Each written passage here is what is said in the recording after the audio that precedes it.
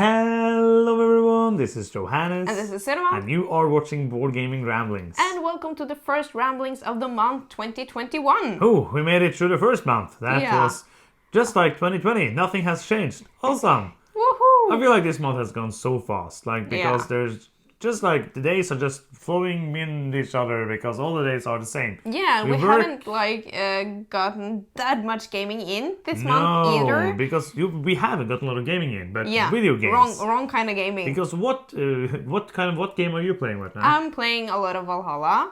And it should say Assassin's Creed Valhalla for the people who don't know. So how many hours have you played? Oh, I've played like 90, I think, at this point. Yes, because last week we have played a game together. And time to beat was 50-something hours. Oh, I think it was 60 or 70 hours. Yeah, I'm not close to beating it yet. So I have been playing the Yakuza games. Yeah. And if you haven't played those are amazing. I have played Yakuza 0, I have played Yakuza 1 and Yakuza 2. And now I'm just waiting for 3, 4, and 5 to be released. Actually, I think it's getting released today when this video is... which spoiler alert, we're not filming it the same day as it is released on YouTube. You probably know that. But the day that this video is releasing, those three are coming out. So right now we are playing Judgment on the PlayStation. Yes, and I'm also playing Animal Crossing. What do you call it? The New World something? I don't know. New Horizons. New Horizons. Or something, yeah. So hit me up. Yes. My name is Cinema. I had to. That is so much fun. Yeah. So we have been playing a lot of video games, but we also have playing board games, and that's why you're here. You're like, stop talking about these stupid things on the screen. We want to talk about board games. Retro. So we have played games 17 times in January. Yeah. Yeah, that is not a lot. No, it's not, because that just we may sometimes we are in those periods where we just need a little break because we played so much games in October, November, December. Yes. So we just needed a little bit of a break from that. Yeah, and of this 17 games, we have played 13 different games. Yes, and 7 of those were new to us. Yeah. And as always, which I like doing, or as always, that's something we're start with now. It would be fun to see the win percentage. Yes. I didn't especially remember. Fun for me. I'm gonna go ahead and get board game stats up here now, and I'm gonna see how many times we won. Yes. Oh, okay. So Sunniva won 11 times. Yeah, of the 17. Yes. Oh. That is correct. And I won 6 of them. We actually did play with other people as well, but we only won. So we are great to play with. That means that Sunniva had a win percentage of 73%, and I had a win percentage of 37%. Oh, it switched up the numbers. That is fun. I think that is fun. So when you look at the playthroughs and oh, is Sunniva always winning? No, I win sometimes too. So that is basically not too much to say about the stats. Those are just the stats. I like to talk about them. If you think they are boring, just skip the part. Because I will continue to talk about them because I like stats. So do we have some updates? Short updates we for the do. channels? As you probably know, or some of you know, hopefully you know. Yeah, because we started this with a introduction video to our Stefan Feld series. Yes. So we're going to play through all of his games that we have. Yeah. And hopefully we'll get to borrow some of the ones that we don't have. And we're going to do them in hopefully chronologically order and... Hopefully, we're doing them chronologically, but there are a couple that we don't own that we might go back to. Yes. And we're going to summarize some at the end and see what we think of playing his games and which games we like the most and what surprises we had and such. I really think it's a nice excuse to play some really good Stefan Feld games. And some okay Stefan Feld games. Because so, not all of them are amazing. So I just feel like generally there's too many games. Yes. And too little time. Yes. And we're sitting here with a little bit of feeling that we want to make more videos about more games, but we really don't have that many hours in a day to do it all. Then this would need to be a job, basically, because the pile of games we want to cover is too big. So we always, every time we sit down and think about the new schedule, now I'm trying to make a schedule for many, many weeks. And I'm sitting there and oh, this game I want to make some content for. This would be cool to get out pretty soon. And I'm looking at the schedule yes, in 6 weeks we can have this video. That is awesome. See you in week like 34. Yeah. Yay. And it's just because we want to do the top 10s, we want to do the ramblings of the month, we want to do the Stefan Feld series. Yeah, I we want to do get the income, topical like ramblings. go to work. Yeah, but when we have top 10 topical ramblings, Stefan Feld, ramblings of the month, all of those take those spots of 3 videos a week. So sometimes we have to add like a 4th video to get in some of those games that we have a couple of Kickstarter previews coming up, and it's just like, it's hard to get room for everything. So I feel like sometimes we're going to look at a game and say, oh, this was fun. Is it a review copy? No. Is it something we feel like will be a good hit for our community or for the viewers? Maybe, but this one is better, then this is going to be like, okay, put it in another pile, and maybe we'll play it sometimes, maybe not. Yeah. But so far, like, I feel like we have a good schedule coming up for the next month, so it's going to be fun. Schedule. What did I say? Schedule. I think you say both. Schedule. I think you say schedule as well. Yeah. I think maybe it's different from where you're from. I don't know. Let us know in the comments. Yes. Because we're from Norway and we don't say that anything. word because we use Norwegian. Yeah. So, next up, we are ready for, these are the Kickstarter that we, and when I say we, I mean I, backed. No, these are the games that we, and when I say we, I mean I, backed on Kickstarter this month. Yeah. That was the title. Yes. So there's 5 Kickstarters I want to talk about this month. One of them is actually probably done, or it is done when this video comes out. But probably there's going to be like some late pledge, because there always is. And that is Darwin's Journey. And this was a game that we were really excited to make a playthrough of for the Kickstarter. And we were supposed to do that. But then the company that was sending the game just didn't want to send it from the publisher to us. So they just gave it back after having it for a couple of weeks. I'm taking some deep breaths here now. And then, that makes me genuinely sad. Yeah, and then they were going to send it back to us. So they delivered it to the company on the 31st of December. And the company like, we haven't even received the game. Yeah, that sounds like a really nice company. So I love those guys, but I'm happy that the game did a great success. Yes. If the game just suddenly arrives, the prototype, we will play it, and I hope it's good, and we're going to get the Kickstarter when that is coming, so that is good. And there's 2 more that are active, or actually 4, but 2 of them I am not backing, and 2 of them we are backing, and Star Trek. So the first one is Tinner's Trail. What is this? It's a game, I presume. Yeah, but it is by a great designer called Martin Wallace. Oh, cool. This is another one, I think it's from Alcat Games. This is one I would have loved to do a playthrough of, but they sadly didn't ask us for doing it. But it's one game I'm really looking forward to. It does have some auctions in it, but it is a Martin Wallace. But it's a Martin Wallace game, and it's basically a kind of, it's kind of like what they did with Bros. Like, it is the same game. That I can like. It's an older game, but like a new version. Oh. It's not the same companies. It's Roxley did Bros and it's Alcat Games. But it looks really nice, and I think you should check it out. If you're a fan of Martin Wallace, go check out Tinner's Trail. The other one is Carnegie, and that is from Quinnet Games. And I am so sorry, but I do not remember the designer right now. I should have written that down because my memory is not always really working. But Carnegie is an economic game that looks really nice. It has artwork by Ian O'Toole, so you're probably going to back it just because of that. But it's one of those Kickstarters I was really looking forward to this year. I heard about it like in September or something of last year, and so go check it out. It looks really, really neat. So economic game, art by Ian O'Toole? Yeah. And designed by... something. But it is designed by a designer I like. I just do not remember the name, which is horrible. Sorry for that. But let's go on to the 2 we are not backing. Yeah. First is Primo. This looks really, really cool. It has a lot of miniatures. It's a campaign game. It's expensive. That's 2 reasons basically for not backing it. Like, it's a campaign game. Yeah. We have so many campaign games. Oh, yeah. We have a full pledge of 7 continents we have barely touched. We have Tainted Grail with 3 campaigns we have barely touched. Or we have played a lot of the first one. We have Ether Fields with, I think, like 5 campaigns, and we have played maybe half of the first one. We have, Role Player Adventure coming. We have that too. Seventh Citadel. We have... Yeah, there's others coming as well from Kickstarter. So we are addicted. There's just no time to play these campaign buying games. them, not to playing them, just but to buying them. I would love to play them. Like, I did the thought of having time to play them. Yeah, we want to do that. So that is the main reason. Like, the game looks fun, the game looks great, but it's just we will not have time to play it, and that's the reason why we're not backing it. Yeah. The other one is the deluxe edition of Castles of Mad King Ludwig. Probably these are things you have heard about already. So this is not like going to be like, oh, that's a new Kickstarter I haven't heard about, but that's another one we're not backing. And the reason for that basically is we have the Suburbia Deluxe Edition, and we love Suburbia. Have you even played Castles of Mad King? I don't think you have. I have played like the Castles of Mad King between two Castles of Mad King. Yeah, but that doesn't have anything to do with it. Oh, okay. No, the Castles of Mad King is basically a tile-laying game like Suburbia. I have played it once.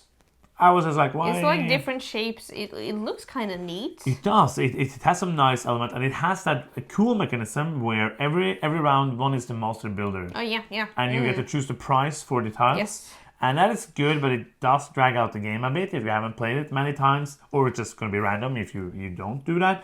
And yeah, I was not in love the first time I played it. We have only played the Suburbia Collection Edition once since we got it, so it's not a game we need, and that is why we're not backing it. Yeah. So we on to something else. That's our Kickstarters. So on to something else. We have every year, the last couple of years, we have used BG stats to make some challenges.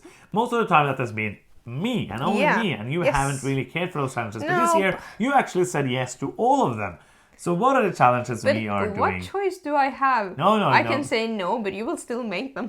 That is true. But you actually said that's a good idea. I was like, I was introducing it to you like, you probably think this is stupid, but what if we do this? And like, oh, I love that. So what are the challenges we are doing this year? We have I think we wanted to play more new games than we did in 2020. Yeah, but we haven't upped it a lot. No, a little bit. So it's 175 new games we're hoping for this year. And that isn't 2021 games. That are just new to us. Yeah, new to us. Yeah. And then we want to play like 500 rounds of games. Yeah. Is that right? And that is the one that we always struggle with. And that is the least important one for me. Yeah. Because if we play games and we have fun, I don't mind if we play 300 times or 400 times or 800 times. Yes, absolutely. So 500 is a lot. And it's not like we are going to sit in December and play 20 rounds of Ligretto dice just to be able to do it. Yeah, those are the challenges that I don't care that much for. The next two I'm excited for. Yay! And we want to play 15 games that we have only played once. Yeah. So we have a lot of these games that are sitting like kinda on our shelf of shame because we haven't really figure out what we think about the game after one play. So we want to play that more. And also we want to play 30 games from the Shelf of Shame that we haven't played before. So we want to play more games. Yeah, and basically like we sat down ahead the other day and just put into BG stats all the games we had that we haven't played at one time. Some of them I had played once and you haven't, but still that feels like a game that we together haven't played. So that is still like a game that should be on that. How many was it in total? Do you remember? It was around 60, so that's like half of it. We want to half it, and we're not going to add new games to the list. Like it's not all like to be on the Shelf of Shame. I know people hate that concept of name. I don't care. It's just games we haven't played. Unplayed games. It should be called something. Shelf of Shame, Shelf of Opportunity. Call it whatever you want. I don't care. So we're not going to add games to it. So it's not like, it's going to be super easy to play 30 of it because we're going to get 30 new games. No. So those are unplayed. Yeah. But if it's a review game, if it's a new game, it's not on the list. Only so we're not going to update the list until maybe next January. Yes, I think so. And then see, now we only have maybe 40 games on the list and then try to play half of that or something. Yeah, because there's going to be a new bunch of games hitting us in 2021 that will make that shelf. Yeah. Or at least lots gonna make the one we have only played once. Yes, absolutely. So those are the challenges. So far we have played 8 new to us games. We have played, as you know, 17 times. We have played 0 games we played only once, and we have played 2 games of the Shelf of Shame. Yeah. So before we end this video, let's talk a bit about what games we have played this month. Yeah, there's not a lot since we've been video gaming such, but we played Quicks. Yes. What's from the Shelf of Shame? Yes. That is a very small roll and write game that really isn't that much more than Yahtzee. No, but more fun. More fun, I think. I liked how you don't have to take every number that you're rolling. You just really have to take one number on your turn. Yep. But you have some opportunities to get some more numbers to like get more points. Yep. But also like trying to take some chances, take some risks. You want to have some options available so you don't lock yourself and can't take any more numbers. Yeah. I thought it was a fine game. It was like, it's not one I will choose to play a lot, but I wanted to keep it in collection because it's so short. It's easy to play. We can play it with our nephew. Like it's a simple game. It has like a race element, and it's also fun because it's a roll and write game. It's very simple, but it's still a roll and write game that came out long before all of the other roll and writes that have come in the last years. It's a cabin game, like we that's call what it we in call Norway. it in Norway, cabin game. And then we played a game called Pipeline, which is a great game. We had a friend over, actually. What? Yeah. What is like, his friend? It's so strange. Like the restrictions Do are we up have and down friends? every single day. Like now, I don't know if we're allowed to have friends anymore, or we're allowed to have friends, but not over. But like this week, we actually we're allowed like for a day or something. I don't know. I don't understand all the rules. They're just changing all the time. So, but we played Pipeline because he had been wanting to play the game for a while.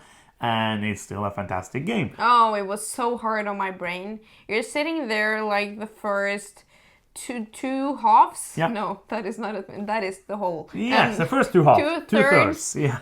Of the game. Just like, how am I doing stuff in this game? And then you get a machine and you win over the other players. So that is nice. What a shocker. Yeah, Suno I got like 960 points. I got like 600 or something. That was fun. But I felt like hopeless in in the beginning. You feel completely like lost. Yeah. And you're barely scraping by, and it feels really like an engine builder. So it's a very, very good game. But this year we are actually going to play it again. Oh, you think so? Yes. Yeah? Do you know why? No, I don't know. You don't remember? No. There's an expansion coming. Ah, okay. Yeah. Cool. So we cool. are playing the game again. I Yay. cannot wait. Like Ryan Courtney makes some really great games. I enjoy this, and I actually think I saw some pictures of prototype he had now. So more pipes are coming. But Pipeline is a great game. Yes. Next up we have Fossilis, which we played. We played it once so far.